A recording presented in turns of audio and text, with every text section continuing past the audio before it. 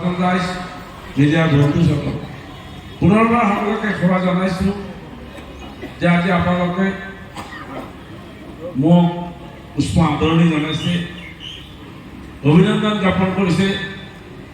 মই ভাবোঁ যে আপোনালোকৰ আশীৰ্বাদ, আপোনালোকৰ সহযোগিতা অবিহনে মোক মাননীয় মুখ্যমন্ত্ৰী যি দায়িত্ব দিছে, সেই দায়িত্ব প্ৰথমতে মাননীয় মুখ্যমন্ত্ৰীক ধন্যবাদৰ কৃতজ্ঞতা জ্ঞাপন কৰিব লাগিব আৰু তাৰ লগে লগে আপোনালোককো মই ধন্যবাদ আৰু কৃতজ্ঞতা জ্ঞাপন কৰিব লাগিব। কাৰণ ভাৰতীয় জনতা পাৰ্টীৰ এটা সামূহিক প্ৰচেষ্টা যে ভাৰতীয় জনতা পাৰ্টী আজি মাননীয় মুখ্যমন্ত্ৰী ধুবুৰী জিলাৰ গোলকগঞ্জ বিধানসভা বিধায়কক আজি মন্ত্ৰিত্ব দিছে।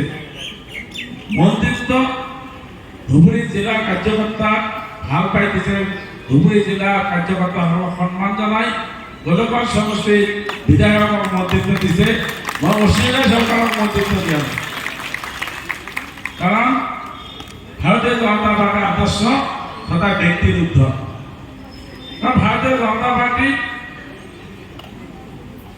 ৰাজ্যিক নেতৃত্ব, কেন্দ্ৰীয় নেতৃত্ব, অসমৰ মুখ্যমন্ত্ৰী সদায় ধুবুৰী জিলাৰ কাৰণে চিন্তা কৰে। কাৰণ ধুবুৰী জিলাত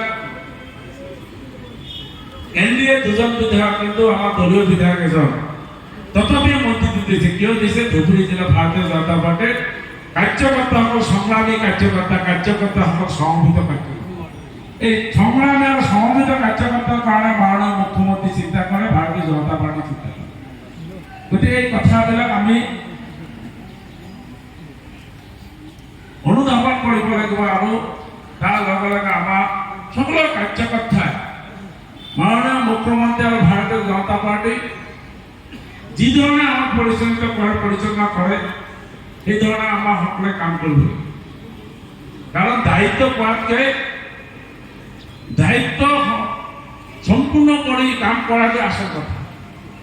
মই ভাবোঁ এই পদটো যেনেকৈ মোক যেতিয়া মোৰ ওপৰত অৰ্পণ কৰিছে, তেতিয়া মই নিজে উপলব্ধি কৰি আছোঁ যে মাননীয় মুখ্যমন্ত্ৰীয়ে দিয়া দায়িত্ব মই সম্পূৰ্ণভাৱে কৰিব পাৰিম নে নাই। কাৰণ মই এই দায়িত্ব মোৰ লগতে ধুবুৰী জিলাৰ লগত জড়িত আছে, গোলকগঞ্জ সমষ্টি ৰাইজৰ লগত সন্মান জড়িত আছে। গতিকে আপোনালোকে মোক সহযোগিতা কৰিব। আগন্তুক দিনত আমি যাতে ধুবুৰী জিলাখন বিভিন্ন ক্ষেত্ৰত থকা সমস্যাসমূহ সমাধান কৰি আমি অসমৰ বিভিন্ন জিলাৰ লগত আমি ফেৰ মাৰিব পৰা এখন জিলালৈ ৰূপান্তৰিত কৰিব পাৰোঁ। তাৰ কাৰণে লাগিব আমাৰ সামূহিক প্ৰচেষ্টা, সামূহিক সম্পৰ্ক।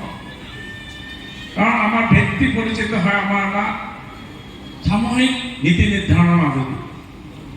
চেনালদা কৈছে আৰু চেনালদা কোৱা কথাখিনি মই বিধায়ক থকা অৱস্থাৰ পৰা চেনালদাই কিছু কথা মোক অৱগত কৰে। এতিয়া আজি আমি গাৰ্জেন মিনিষ্টাৰ যেতিয়া আমি বহিছিলোঁ তেতিয়া বিষয়টো আমি আলোচনা কৰিছোঁ যে আজি ধুবুৰী জিলাখন বিশেষকৈ আমাৰ ধুবুৰী হেডকোৱাৰ্টাৰ বহু পুৰণি, ইয়াক বিভিন্ন ক্ষেত্ৰত আমি আগবঢ়াই লৈ যাব লাগিব। আমাৰ এটা ভাল অডিটৰিয়াম নাই, আমাৰ ভাল গেষ্ট হাউচ নাই, আমাৰ বাইপাছ ৰোড লাগে, বিভিন্ন ক্ষেত্ৰত ইনফ্ৰাষ্ট্ৰাকচাৰ আৰু কমিউনিকেশ্যন ডেভেলপমেণ্ট ছ'চাইটি আগবাঢ়ি নাযায়। গতিকে বহু পৰা সুবিধা আছে, বহু পৰা দৰকাৰ আছে, কিন্তু দৰকাৰৰ লগে লগে আমাৰ এটা সহযোগিতা লাগিব। আৰু আপোনালোকে নিশ্চয় জানে মন্ত্ৰিত্ব কৰাৰ পিছত মোৰ দায়িত্ব পাইছে, যথেষ্ট ব্যস্ততা বাঢ়িছে। মই বিশেষকৈ আজি গোটেই জিলাৰ জ্যেষ্ঠ কাৰ্যকৰ্তাসকলক এটা বিশেষ কথা অৱগত কৰিব খোজোঁ যে আপোনালোকক মাতিব, কিন্তু মই আপোনালোকক দিয়া কথা মই ৰাখিব পাৰিম নে নাই মই এই কেইদিনতে গম পাম। মই এই ডেটটো কেইবাদিনো দিছোঁ, কিন্তু মাননীয় মুখ্যমন্ত্ৰীয়ে যেতিয়া নিৰ্দেশ আহে গোটেই প্ৰগ্ৰাম মোৰ কেঞ্চেল হয়। মাননীয় মুখ্যমন্ত্ৰী নিৰ্দেশ অনুসৰি মই আগবাঢ়িব লাগে। আজি ধুনীয়াকৈ প্ৰগ্ৰামটোৰ পৰা গোটেই মানে বহুত টাইম আপোনালোকৰ মাজত পঠোৱাৰ ইচ্ছা আছে, কিন্তু যিহেতু কালি মোৰ কেবিনেট আছে ৰাতিপুৱা, মই আজি এনে গুৱাহাটীত পাব লাগিব। গতিকে কেবিনেটত গৈ আৰু সুস্থভাৱে শাৰীৰিক মানসিক এটা দৃঢ়তাৰে তাত বহিব লাগিব। যিহেতু আমাৰ নেতা যথেষ্ট মানসিক আৰু শাৰীৰিক যথেষ্ট সক্ষম, সকলোৱে জানে। মাননীয় মুখ্যমন্ত্ৰী হিমন্ত বিশ্ব শৰ্মাৰ লগত কাম কৰা এটা বহুত ডাঙৰ চেলেঞ্জ, সাধাৰণ অসাধাৰণ। আমি এইকেইদিনতে গম পালোঁ আৰু তেখেতে কৈছে যে কেবিনেটত সোমোৱাটো সহজ, কিন্তু কেবিনেট সম্পূৰ্ণ কৰাটো বেছি কষ্ট নহয়। আমাৰ প্ৰথম দিনাই কৈছে যে যথেষ্ট আমি কষ্ট কৰিব লাগিব। আৰু আপোনালোকে জানে ধুবুৰীৰ পৰা গুৱাহাটী বহু দূৰ হয়, বহু কেবিনেট মন্ত্ৰী আছে ওচৰতে থাকে, সমষ্টিত যথেষ্ট সময় দিব পাৰে।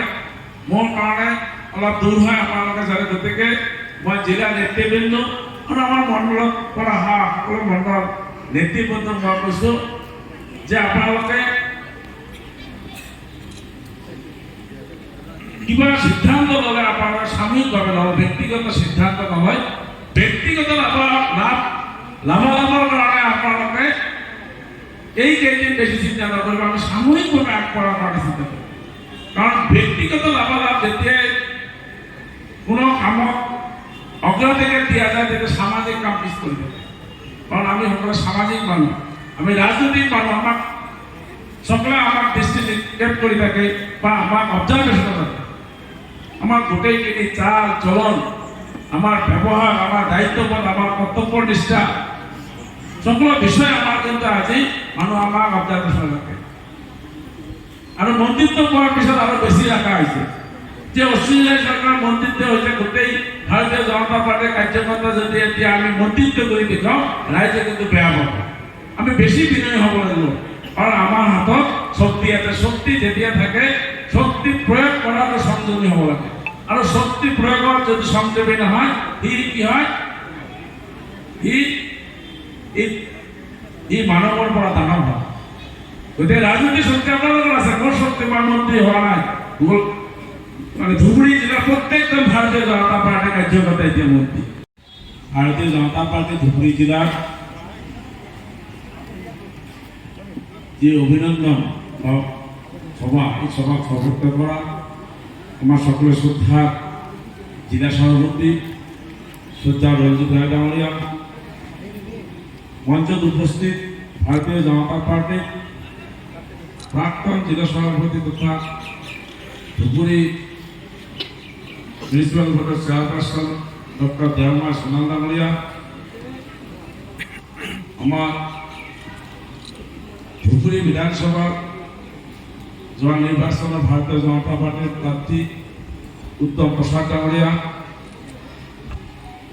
ভারতীয় জনতা পার্টির সম্মানীয় जिला उपसभापति निर्मला पाल डांगरिया, सम्मानीय जिला उपसभापति देवप्रसाद सिंह डांगरिया, सम्मानीय जिला उपसभापति सुरेंद्र किशोर राय डांगरिया, मोर सन्मुखत विशेषभावे आमंत्रण करि मोर शिक्षागुरु तथा भोलानाथ महाविद्यालय प्राक्तन अध्यक्ष श्रद्धा ध्रुवज्योति चक्रवर्ती सार, আমার বিশিষ্ট আমার গৌরী মঠৰ মহাৰাজজি আৰু এগৰাকী মোৰ সন্মানীয় আমাৰ ডক্টৰ জে.বি. ৰায় ডাঙৰীয়া, মোৰ মামাই হয়, আৰু আমাৰ প্ৰাক্তন শিক্ষক তথা আমাৰ বিভিন্ন আমাৰ town committee Golakganj town committee chairperson Sabitri Roy ডাঙৰীয়ানী, বিভিন্ন আমার জিলা পরিষদের সদস্য কমিশনার সকল, আমার জেলার বিভিন্ন পর্যায়ের মোট দলীয় কার্যকর্তা বন্ধু বান্ধবী সকল, আমার জেলার অন্তর্গত বিভিন্ন মন্ডলের পৰা মোট শ্ৰদ্ধাৰ কাৰ্যকৰ্তা